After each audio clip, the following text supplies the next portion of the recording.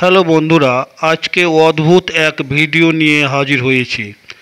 এখানে দেখা যাচ্ছে সাবিকা ইয়াসমিন মেঝেতে কিছু লেখার চেষ্টা করছে, কিন্তু পাশে বসে মাহিদ তার ভাই লিখতে দিচ্ছে না। হাতে বাড়ি মেরে তার লেখাটা ছত্রভঙ্গ করে দিচ্ছে। সাবিকা ইয়াসমিন বারবার লেখার চেষ্টা করে, তারপরেও কিন্তু লিখতে পারে না।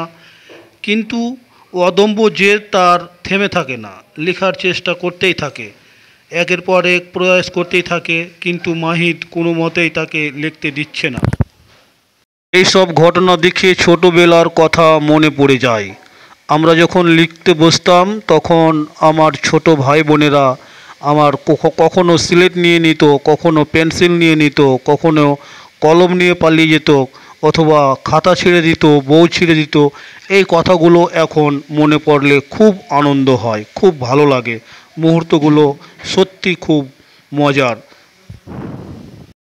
আপনার জীবনেও যদি এই ধরনের কোনো মুহূর্ত মনে পড়ে তাহলে কমেন্ট বক্সে অবশ্যই আমাদের জানাবেন, এবং আপনি কোন জায়গা থেকে আমাদের এই ভিডিওটা দেখছেন জায়গার নামটি অবশ্যই বলবেন।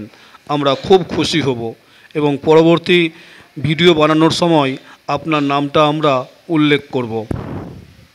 হ্যালো বন্ধুরা, আপনারা দেখতে পাচ্ছেন এত বাধা সত্ত্বেও সাবিকা ইয়াসমিন থেমে থাকেনি।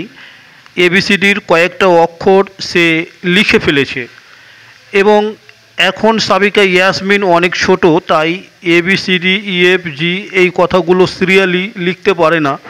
তবে যখন যেটা তার মনে হয় সেটা ফাঁকা জায়গা পায় বা মেঝেতে বা স্লেটে লিখতে থাকে। সাবিকা ইয়াসমিনের পাশে বসে থাকা ইশিকা খাতুন, সে অলরেডি এবিসিডি ইএফজি সিরিয়ালি লিখতে পারে এবং সাবিকা ইয়াসমিনের থেকে 2 বছরের বড়। সাধারণত আমি এবিসিডিগুলো সাবিকা ইয়াসমিনকে বলে দিই আর সে লিখতে থাকে, তার জন্য সে সিরিয়ালি লিখতে পারে। আজকে কিন্তু আমি র্যান্ডম ছেড়ে দিয়েছি, সে যেন তার যেটা ইচ্ছে সেটা লিখতে পারে। তো আজকে দেখেছি এবিসিডি ইএফ অবধি লিখেছে, কিন্তু সিরিয়ালি না। পড়ো, এটা এ, পড়ো, এটা এ, এটা এ, বি, সি, ডি, ই, এফ। সাবিকা ইয়াসমিনকে এখনও স্কুলে ভর্তি করা হয়নি, তার কারণ হলো তার বয়স এখন মাত্র 3.5 বছর।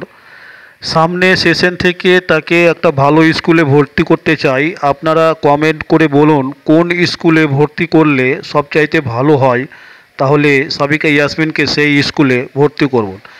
ইউটিউব ভিডিও লাইক করুন, সাবস্ক্রাইব করুন, শেয়ার করুন। Thank you for watching.